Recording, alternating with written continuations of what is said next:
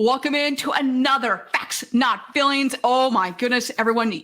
I am so excited, and quite frankly, you all should be too, because we have the one, the only Fleming Ford with me. Like, I should have a round of applause going right now, because this is a round of applause. Round of applause, because we got Fleming Ford with me. And if you all don't know Fleming Ford, man, you strap in, because it is going to be an incredible episode. If you're ready to ignite your leadership skills and looking to attract and retain your top talent, maybe not so much your bottom talent, but maybe your top talent, man, this is the episode for you. Well, maybe you're looking to get the bottom talent to the top talent, maybe more like that. And you're thinking, you don't want to miss this episode, because we're going to be talking about that. We're talking all about this woman right now, this boss babe of a person who's got over 20 years of experience with not just automotive, but with people strategy. The first time I heard her speak, I had my husband sitting next to me. We both just looked at each other. We're like, dang, like, holy shnikes, she's just throwing down knowledge left and right. So I'm so excited to have you on the show today, because you're talking about stop managing, start leading, a practical guide to effective leadership. Now, right before I hand the floor over to you, this is such an important topic. Last week, we had Darrell Terrell on the show talking about different leaderships and the qualities of a good leader. And it was such a great episode. More and more people need to hear this. So everyone, you know at this point how we do this. There's someone out there that needs to hear this. Tag them. Share this with them. Give us the comments and feedback with this, because there's someone out there I know that needs to hear this. So let them know this. And Fleming, I'm going to let you do your thing. Let us know a little bit more about you, and we'll get this thing rock and rolling. Let's go with this. Thank you, Brooke. I'm always love having a good time and talking with you. I feel like I'm always learning, and that's the whole fun of getting to be in this industry, is the exciting people we get to meet and hang out with. I'll go ahead and point out, I'm not a dealership. That's the first thing everybody starts Googling, is like, where's Fleming Ford? And I'm like, nope, that's just my weird name. So every time.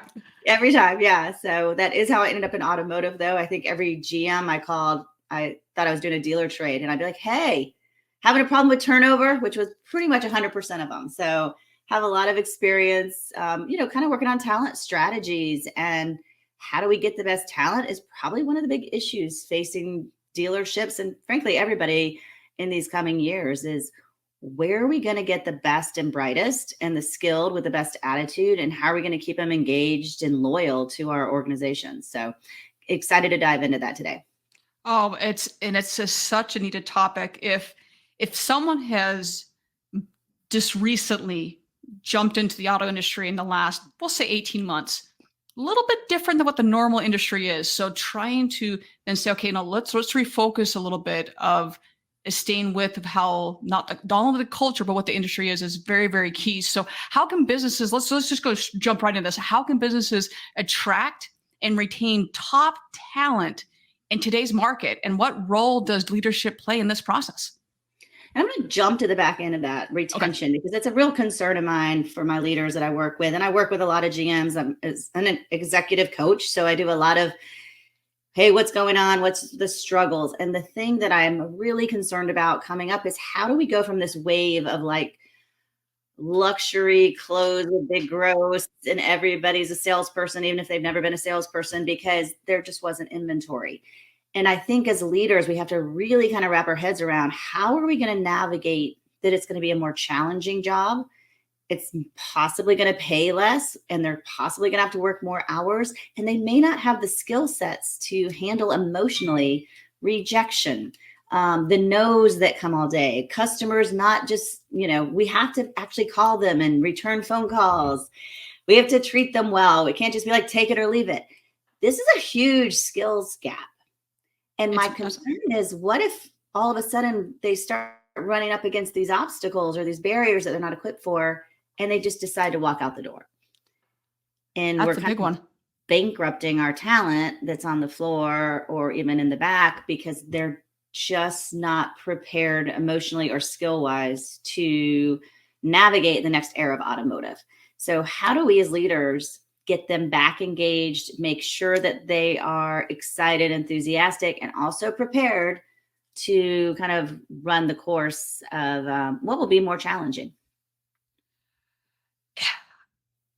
I want to go back to something you just said there, and preparing them for the first time may be saying no. Now, anyone that knows me knows I'm a bit of a sports buff, and I have a little bit of a problem with participation trophies. Now, that's a whole other topic for another day.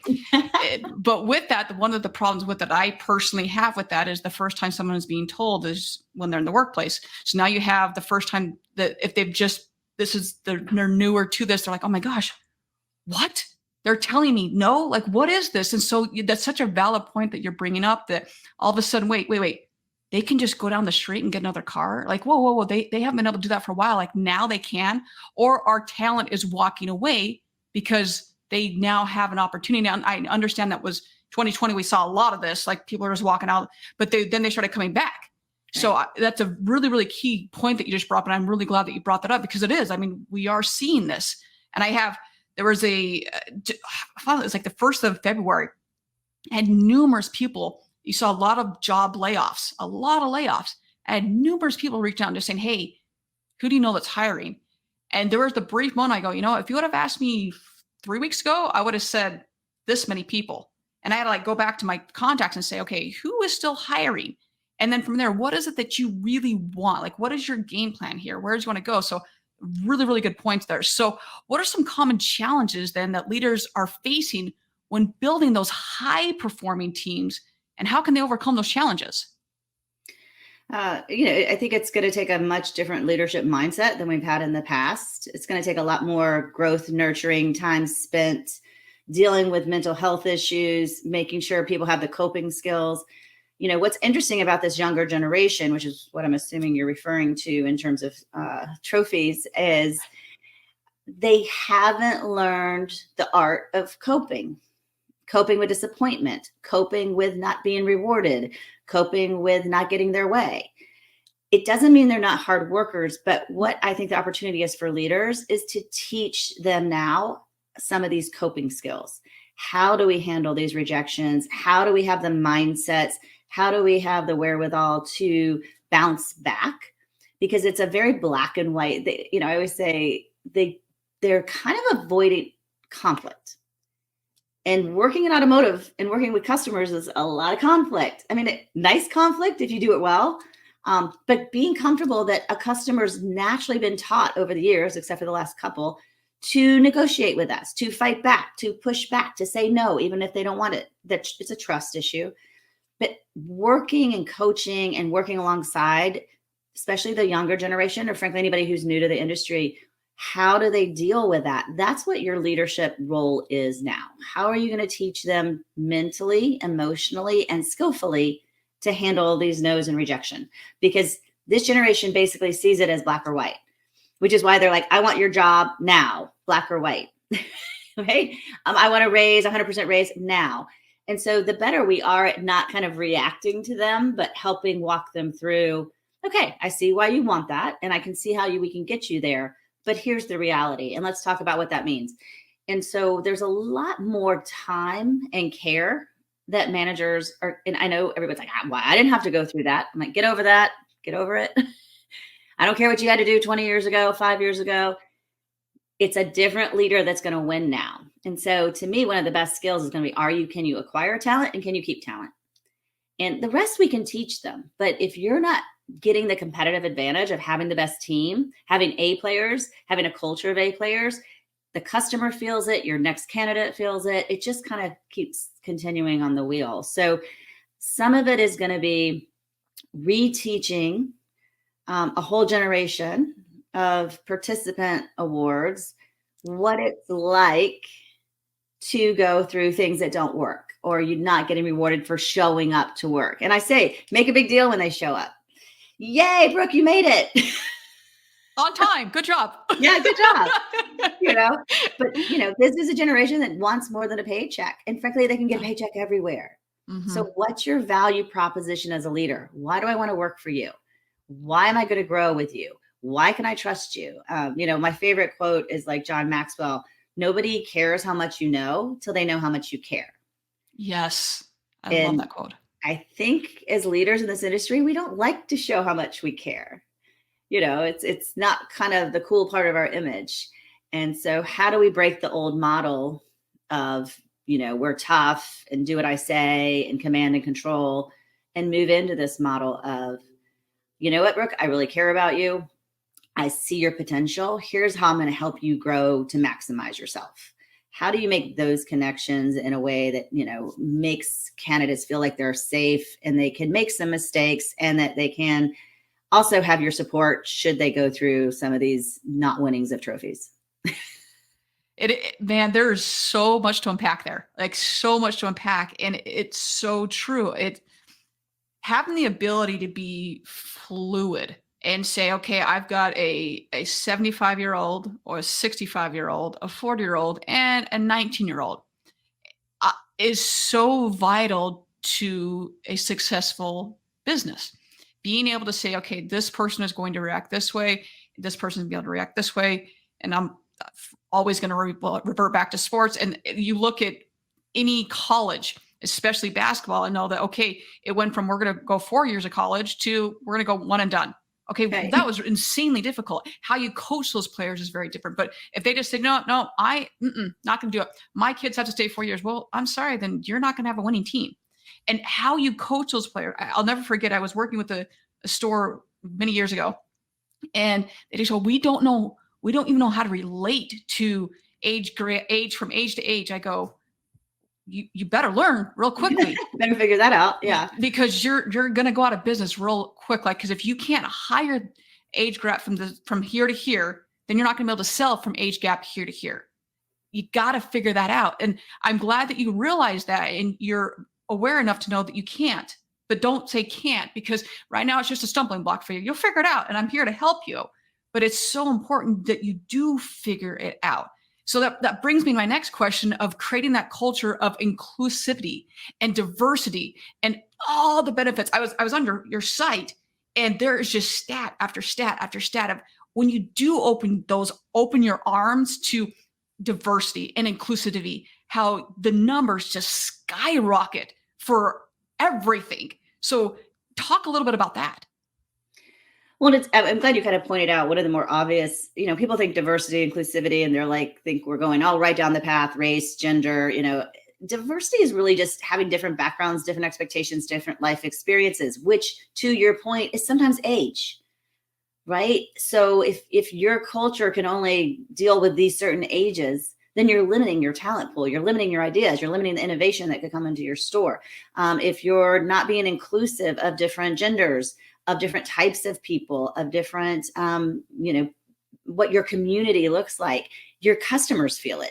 So if I don't see myself in your store when I come in to get my car serviced, if I don't feel comfortable, my guard goes up. So the return is so plentiful, and you can read 1,000 studies by Deloitte and McKinsey on the actual facts and numbers. Don't want to dive into that and bore everybody today, but if you think in practical terms, my customer feels more comfortable. They're going to buy more, spend more, come more often, refer their friends. My candidates are going to want to be part of this team because they're going to see themselves and connect and feel like they're part of something with bigger purpose. And my employees are going to feel like, hey, this is someplace I fit in, so I'm going to stick around, because that's rare to find nowadays. So the ROI is not only customer focused, it's also talent focus. How are you going to attract the talent if it doesn't look like a place half the population doesn't want to fit in or work, or where we don't have different openings to everybody's different perspectives and views and values? So being a great, I heard this great story about success, and it was like, back in during manufacturing and all that was starting, it was like, who kind of physically worked the hardest, who put in the most effort.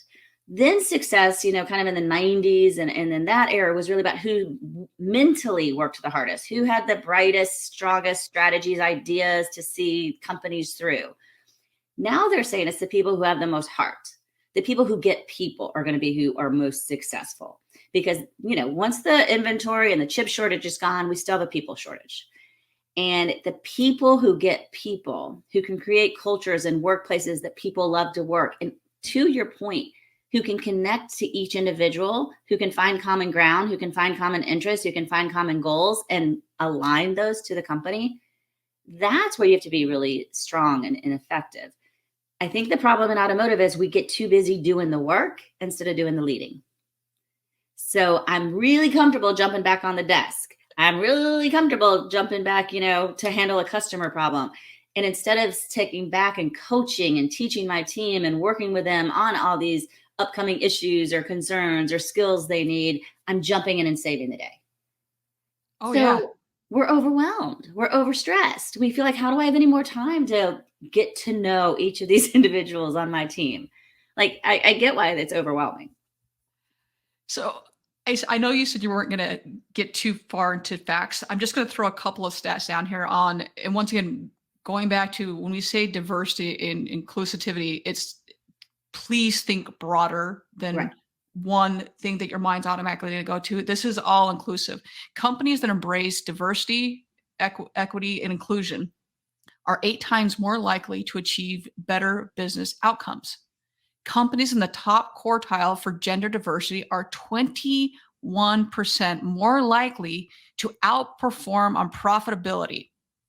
Now, we can definitely go down, like you said, way more on this. I just want to make sure to put some numbers behind this, that if it's Significant. if you're, and once again, I don't want to go too far down this rabbit hole. If you're making a post on a certain month, we're right now Women's History Month, and you make a post about that, and you literally have one woman in your workplace, or you don't have any women, and I walk in there and I see that, wait, so you guys are saying you do this, but I absolutely see no females in your workplace, or any month. I don't care what month it is. Just Talk pick about them up. facts over feelings. Mm. I feel like I want women to work here, but the fact is they don't. But they don't.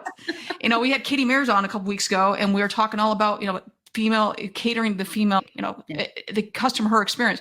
So whatever it may be, just understand your mouth may be moving, but if your actions don't back it up, then your customer will see through that. And that's more detrimental than just don't say anything. Like, Yeah. just don't do it. Just don't do it. So going on that a little bit there, just kind of piggyback on there. What are some effective strategies for employee training and development, and how can businesses measure the impact of these efforts? So a couple of things there. I'll say, if I'm working with a GM, kind of here's the fact. If you do not have diversity on your team and you've been the GM or your department head for more than 3 years, that's your culture you created. So there's no excuses there. So you may say, and you may want to have diversity, but if you aren't doing anything about it with intention, if you're not breaking down barriers, if you're not stopping uncomfortable conversations or what I call microaggressions in the dealerships, if you're not working on the biases of your team, meaning this is what we think a GM looks like, this is what I think a top salesperson, this is what a technician looks like. These are just biases, and I always make fun of it. I was in a sorority when I was in college, and when I say, "Oh, I was in a sorority," if you went, "Oh, of course she was," and you rolled your eyes, that's a bias. If you went, "Oh, cool, I wonder what sorority," that's also a bias. If I saw that on a resume, that would make you want to hire me or not hire me. My point is, we all have biases. One of the biggest biases we have in automotive is if you're not from automotive, you're never going to fit in. So to me, one of the biggest diversity opportunities is, how do you make people from outside of automotive get equipped, fit in, and up to speed so that they are valuable workers for you faster without them having to be from automotive? What is your onboarding and training to develop people from outside of automotive so you have diversity of thought? Because we just keep what I call retreading. We keep retreading the same old people. They're just retreads, people. You put a fancy new shirt on them, but it's still an old tire. And so how do you bring in new talent? How do you onboard them? How do you grow them? Let's invest in getting better people, have better hiring processes, recruit from outside the industry, and then have a better onboarding program. And onboarding means making them feel like they belong. So you're telling me you don't just throw them in the deep end and say, good luck?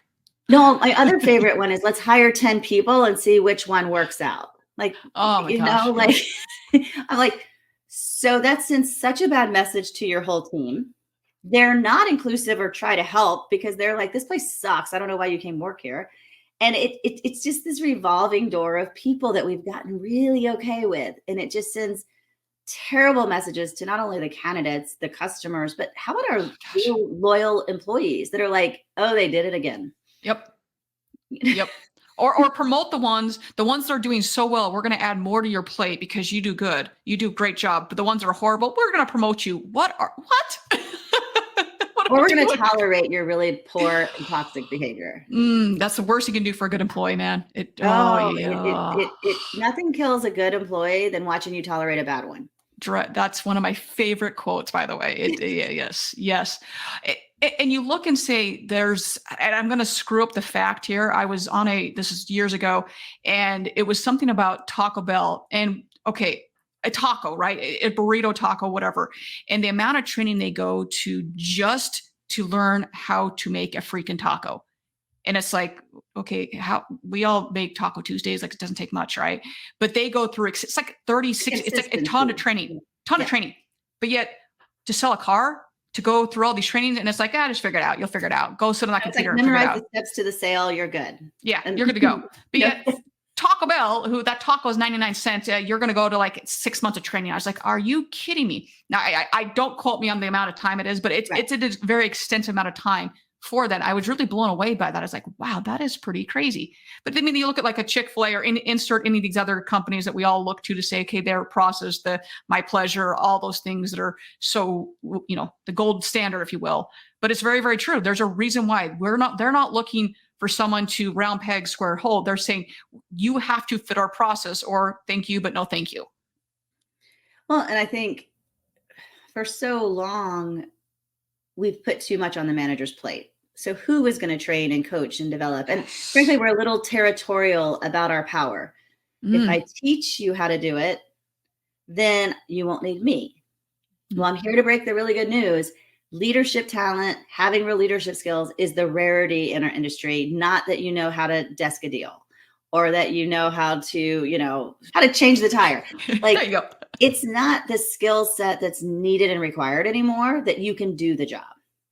Nope. It's better that you can grow, retain, and build the people to do the job, that you can grow and take care of the people who can do the job. That's the skill sets that every manager or frontline manager should be working on, not getting better at digital retail or closing the deal or doing really the people side of the business is where everybody should be investing. Otherwise, you're just going to end up what I call professional babysitting. Yes. Or overpaid babysitting, right? You're running around like, I have to do that. I have to do that. They don't have to deal with the customer. They don't. And as you were talking about, like gentlemen, ladies and gentlemen serving little ladies and gentlemen, which is like the Ritz-Carlton model, teaching people the expected behaviors, rewarding them when they do them, holding them accountable when they don't, having a standards of performance and attitude that your whole team buys into, takes some time and some training.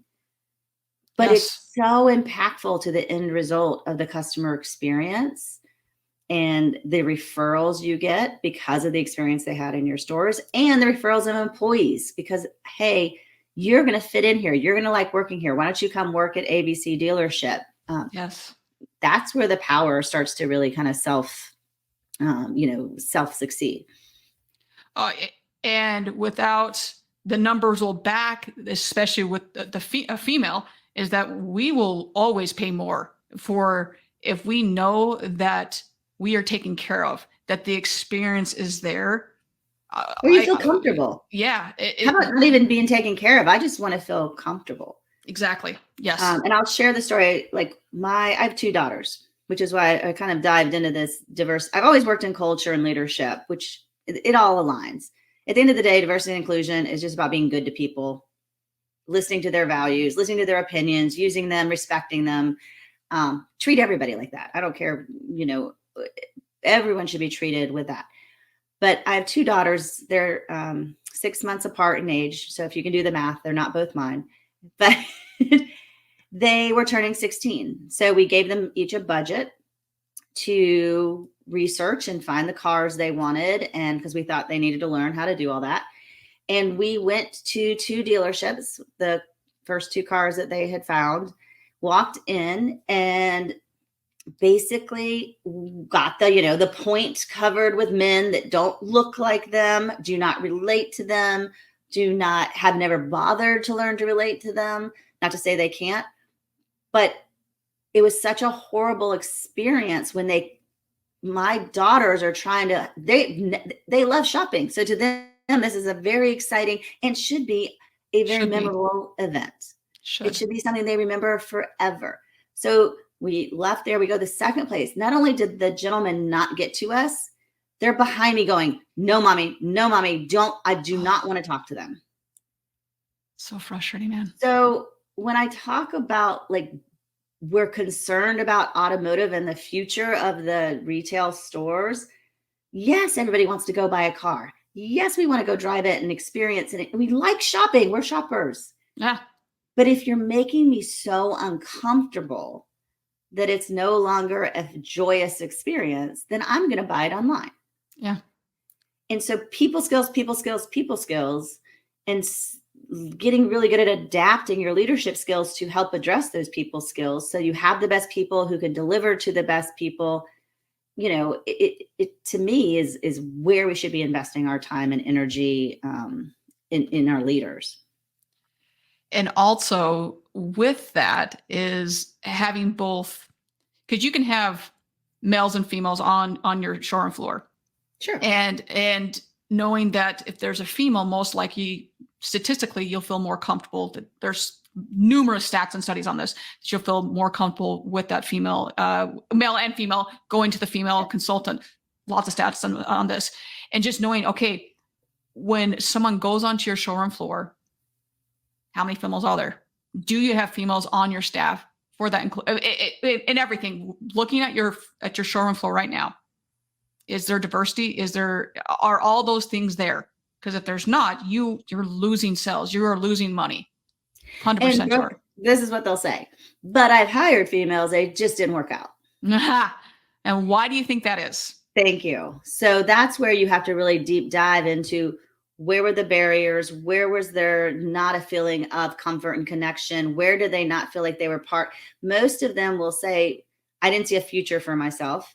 Mm-hmm. Maybe they weren't invited to the table. They weren't mentored. They weren't giving all the deals, like whatever our biases are, they weren't ready. Or maybe they did find some success and the rest of the group cut them out. Or worse. Yes. Or worse. Or we will say, we have heard stories of much worse. Yes. Yeah. And that's for another topic. Yeah, I don't want to go down that.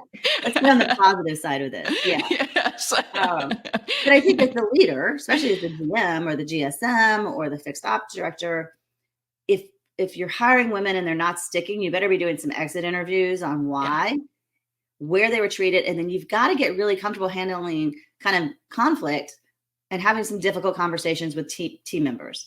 Hey, one of our values is we value people and their opinions and their respect, and we value being teammates and collaborating and caring about whatever your values are.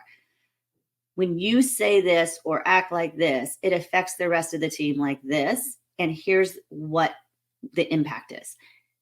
And that can no longer be tolerated. So I'm just letting you know, going forward, here's what my expectations are. You're not going to talk like this. You're not going to make jokes like this. You're not going to, have bully or challenge or harass other people, because that's not tolerated in this store. And we have to be really, really strong sometimes about letting go of our top person who's an asshole. Yeah, 100%. It's not worth it to have that bad apple, then, and the cliche as it is, to ruin everything.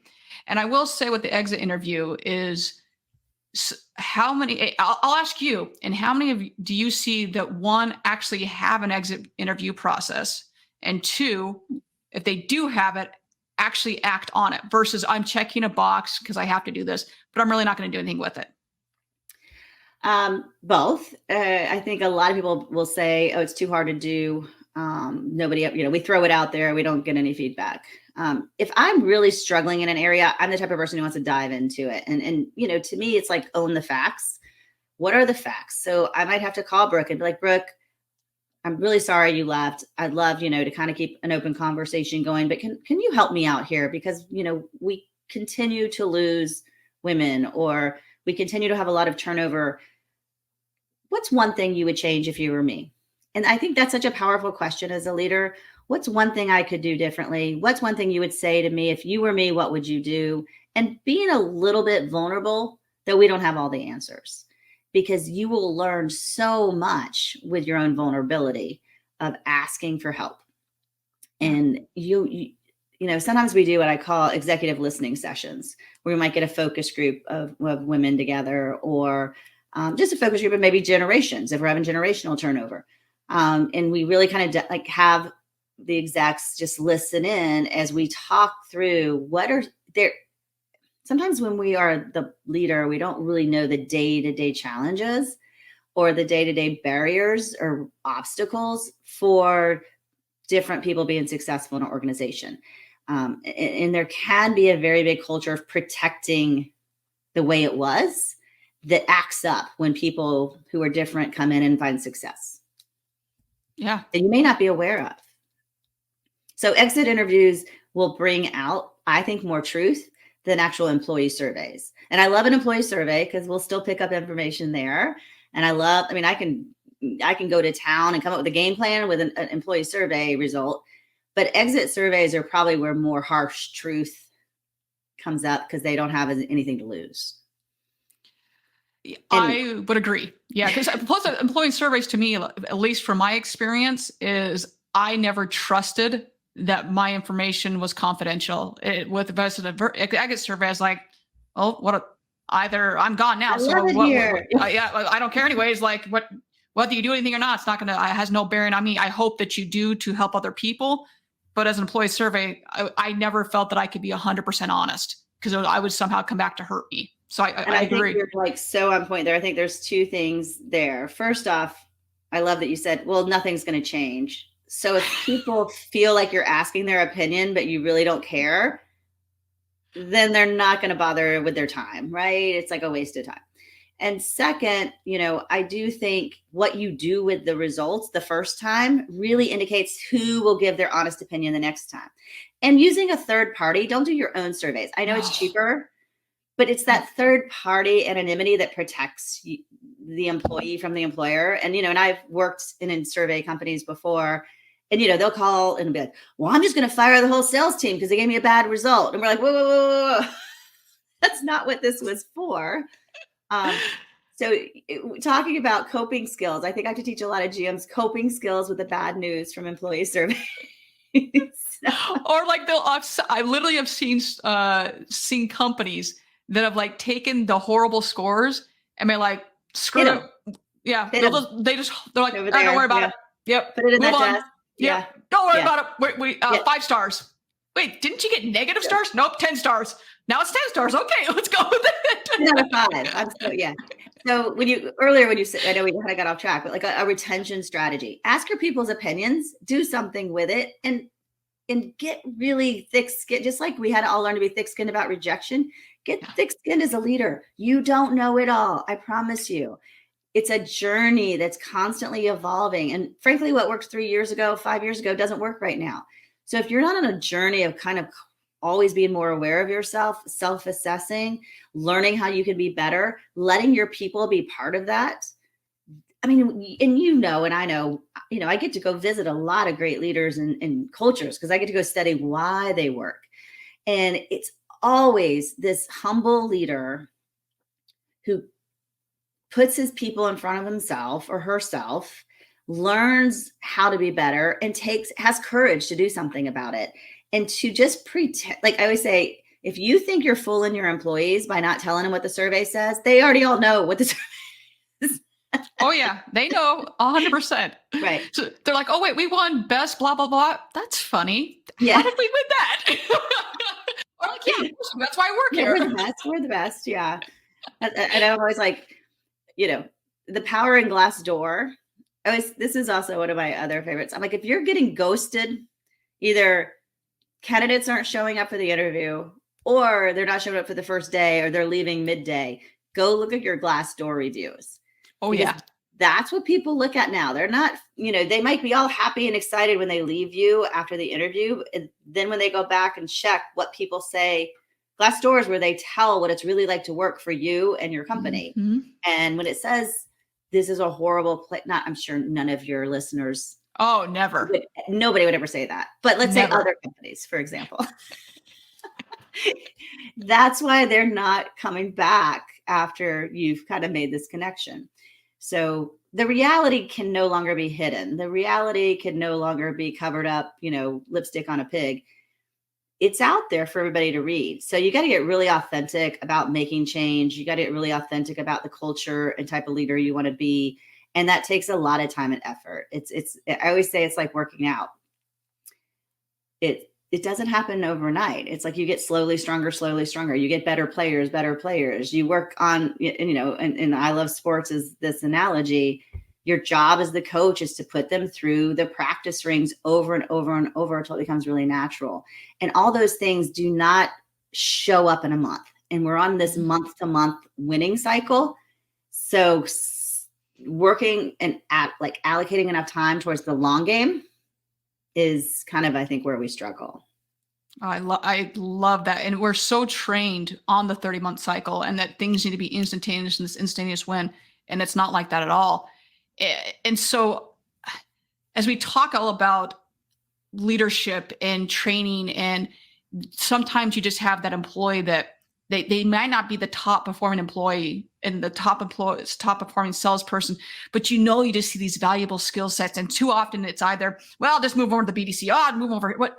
No, you see that valuable skill set and you know that the talent's there. So how do you take that? What strategies could you lend to our listeners here to be able to identify those skill set and that talent, and then nurturing that employee to say, hey, no, let's move you and let's train you. What are some skill? How can you identify that and to nurture those skill sets? There's like so many reasons behind why a good employee can go bad. First off, I would say I'm a big advocate of using behavioral profiles and assessments. Yes. I feel like we hire a lot of what I call fake salespeople. And what I mean by that is charming. They look like a salesperson. They talk like a salesperson. You're like, oh, they could sell ice to Eskimo. And I'm like, well, why do we want someone who sells shit people don't need? Yes. But I would say there's a lot of times people are really good at selling themselves, but they're really not comfortable in negotiation. They're really not comfortable pushing. They want to have friends more than they want to make deals. So we have a lot of very charming people in the industry who actually really aren't motivated by winning and closing and driving and competing. So you could have somebody who's just in the wrong role. So there could be a place where you could use that assessment to potentially put them somewhere else. If they already have the good attitude, the positive energy, all the other things that make somebody a great employee. Okay. That being said, if that's not really the issue, have you trained them? Have you equipped them? Have you empowered them? Have you taken away their joy? Have you taken away their trust? Have you taken away? A lot of leaders use microaggressions and passive aggressiveness to take away people's wins, pride, and confidence. And what I mean by that is, well, you wouldn't have got that deal if it wasn't for me, Brooke. Well, I set you up, so you're eroding. Nothing is worse than taking away somebody's own pride. Mm-hmm. Because at the end of the day, when I go home to my spouse, or maybe at this most points, my parents, and they say, how was your day? It's going to be where I had success. Psychologically, we're not meant to be lazy. We're not meant to just get away with the bare minimum. We're excited and thrilled when we have a win that we earned on our own and you let me have it. And we're sometimes too scared to reward and give attention to good works in the industry. Instead, we just diminish. I always call it, it's kind of like when there's a man and a woman and there's like emotional abuse. Yes. And are your leaders equipped to give the right encouragement, support with accountability? Yep. It's a nice balancing. So most of them don't know how to do accountability. Most of them don't know how to have discipline conversations in an effective win-win kind of way. So they sabotage, or they kind of passively aggressive put the person down instead of having the coaching moment, instead of having let's get them back on track moments. So for me, if a GM came to me with that problem, I would probably need to just dive down a lot more, Brooke, into where is it happening? Why is it happening? Where's the gap in order to fix? Because it could be multiple areas of, and we don't want to lose good talent because we haven't been encouraging them, growing them, and strengthening them. And that is such a key thing, is to be able to identify, is this is this person no longer a good fit for the team? Was this on me that it was my, in essence, as a leader, not a manager, as a leader, did I fail this person? Is this person just not a good fit anymore? Or is Yeah. this person, at what point do you sever ties? And being able to identify that and exactly what you're saying here. And when it is time to cut ties, whether they are the number one salesperson and they sell 30 cars a month, I don't care. I honestly don't give a shit. I really don't care. If that person is endangering the culture and endangering the entire, I'll say, soul of your business, get rid of them, him or her, because it's not worth it to drag the rest of the team down. If it's in danger, it's not worth it because it's toxic to the rest of the group. There you go. Well, and I think I would say a lot of kind of what we're talking about really goes down to very ineffective hiring processes. Yes. So not having standardized hiring processes, not having diversity of a hiring panel, which I mean, not just sales managers hiring salespeople, but maybe the service advisor or F&I, like getting different perspectives on candidates, making sure we're not just hiring because someone has experience in the industry, which is an easy lay down. And there's a reason why a top performer is moving from dealership to dealership to dealership. So don't bring that problem onto your own dealership floor. So really sitting down and coming up with a scorecard of what we need, what does success look like here? And how do we hire to it? And how do you train your managers to be effective interviewers with behavioral interviewing questions and not just kind of finding people they like or they feel in their gut is going to be a big success. So a lot of times we don't want to admit we're wrong. And so we let that person kind of keep hanging on. Then I think once you know there's a problem, I always tell my managers, you need to address it within 24 hours. Give yourself time to cool down. I actually have a 9-step conversation to handling difficult behavior and correcting it, and so that it is positive. But it is your job to correct the behavior and get the person back on track. So all of this is your fault if you're the leader. You either didn't get the right person, or you didn't coach and equip them to be successful, or you allowed bad behavior or bad skill sets to continue without addressing them and setting and resetting expectations. And if you allow them to just stick around and hope that, I always call it the hope plan. I hope someone else handles it. I hope they go away. I hope they get in a car accident, like whatever your hope is. That's not a plan. And leaders, I think the hardest thing that we have to do, being a leader is great when we're fun and cheering everybody on and training and, getting to be the Superman and all that. The hardest part about being a leader is correcting bad behavior and acknowledging that you have the wrong person on your team and doing something about it. Those are the hard conversations. They take courage, but there is skill involved. And nobody should be surprised when you fire them. And what I find is if you ignore the problem, you react one day in an incorrect, over the top, over dramatic way. And it's very hard to then self-correct from that. So there should be a performance plan. Typically I literally don't feel like I ever have to fire anybody. By the time we've worked it through, we both have decided and we've both realized that the best course of action is for them to, head in another direction. And I support that. And if you hired an idiot who just needed to be fired, go back and look at your hiring. I guarantee you made an impulsive decision on a busy day. Yep. Yeah. Yeah. That is something. Remember the first, I won't say real job, but the first job that I had that was like a very lengthy interview process. I remember it's just like, I'd never had anything like that. I was like, I don't understand what why it's taking so long. And now, once the further you progress in your career, you're like, oh, now I get it. Trying to vet someone to figure out, is this person going to be a right fit? And then also making sure that you talk and touch every single department to know that this person is going to be a right fit and not just like you said, on a whim, hire someone. Because unfortunately in our industry, it is just that, well, this person was a top salesperson in the last 16 different places. Well, there's a reason why they've been to 16 different places. Exactly. Yes, we have a high turnover, but there's a reason why that's the case. So, okay, this person, whether, I don't care if it's fixed ops, F&I, BD, I don't care, whatever position, make sure that they interact with every single area, every single department, because they're going to be interacting. And at any point there's friction before the hire, that's might be a little telling. And that also, because our industry is so big yet so small, most likely someone has heard of this person, most likely. And also because we seem to always have this incestual, let's hire within the industry, why not try to look outside the industry? We are in a hospitality industry. Look outside the industry. Man, that's a whole other topic in itself, but there's so much talent outside the industry as well. But I love what you're saying here. It's just so much good, so much goodness right now, Fleming. Love it. So to kind of bring this all full circle here, we've addressed a lot of really, really key points here.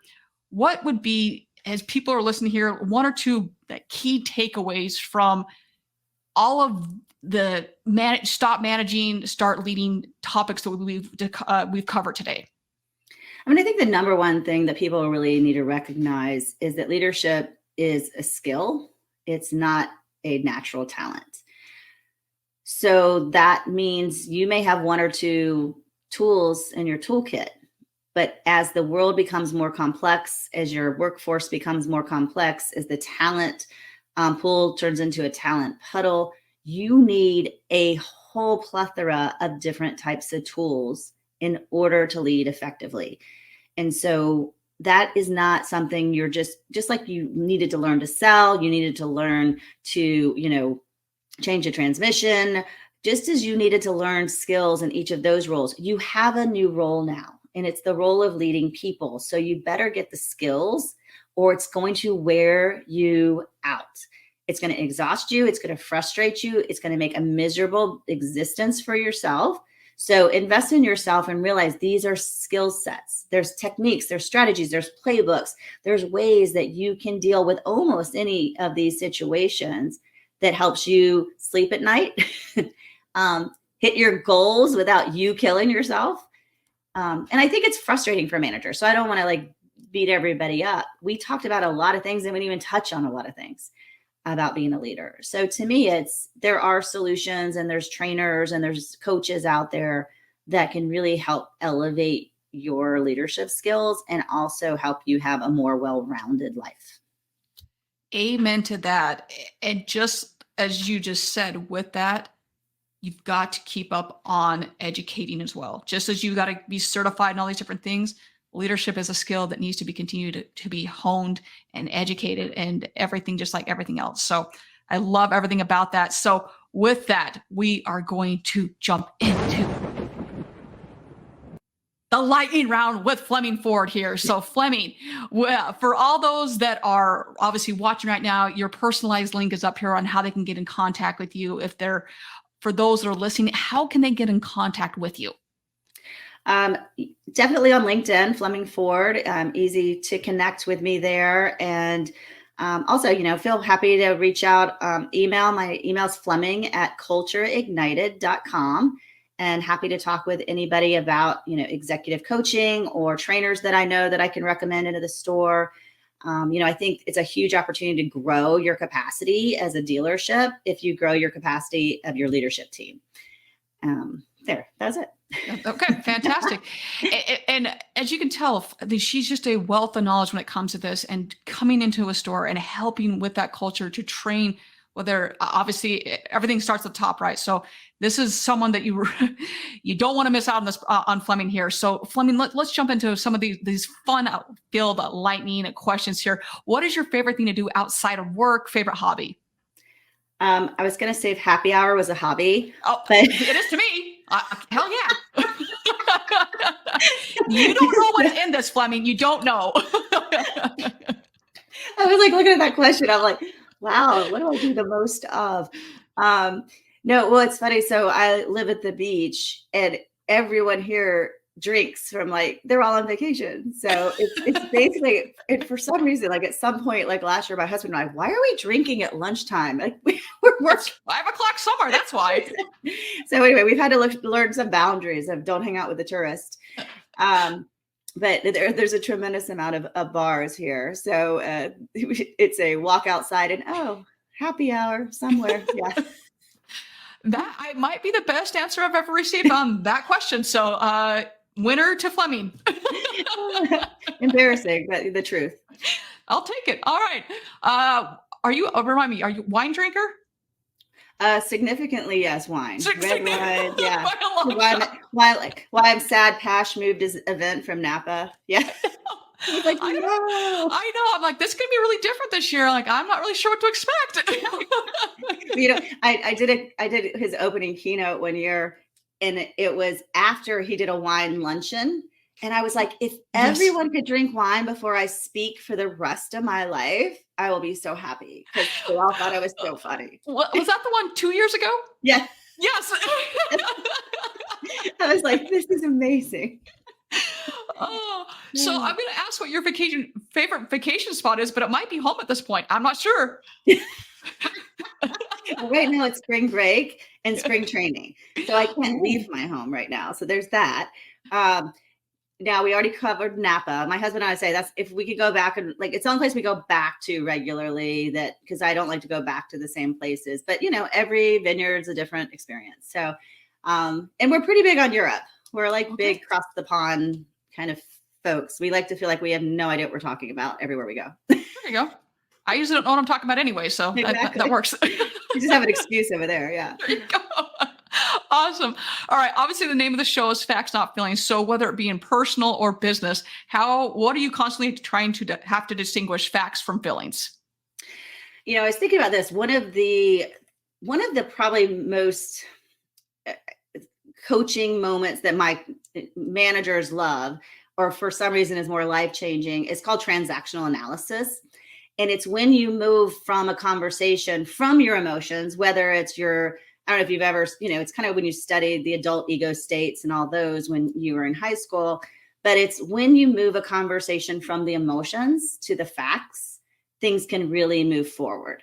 Mm-hmm. And where we have breakdowns in relationships, breakdown in communications as a leader, as a person, is when we stick to how we feel versus dealing with facts. And I think that's one of my favorite skills to equip leaders with, is to take a moment and go get it back to an adult conversation, which means get it back to the facts. I love it. Oh, yes, I love that. And I love the phrase. That's awesome. All right. What do you love most about the industry? The people. Yeah, man. Ditto. Really, really exciting and interesting. That also true. Yes. To both. And troubling. On all accounts. All things. All right. Someday I'd like my girls to be able to work in it without me going, no.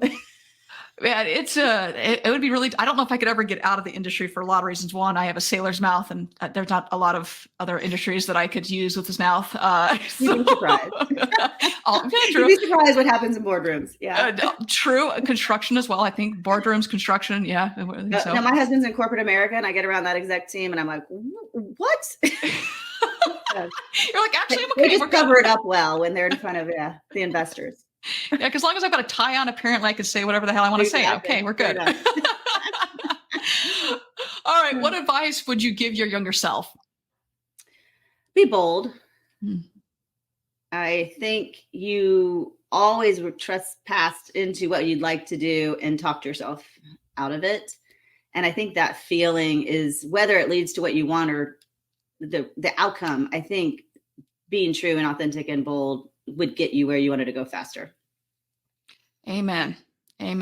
Okay, let's round it out with, what is your favorite car? Oh my gosh, this is the worst question.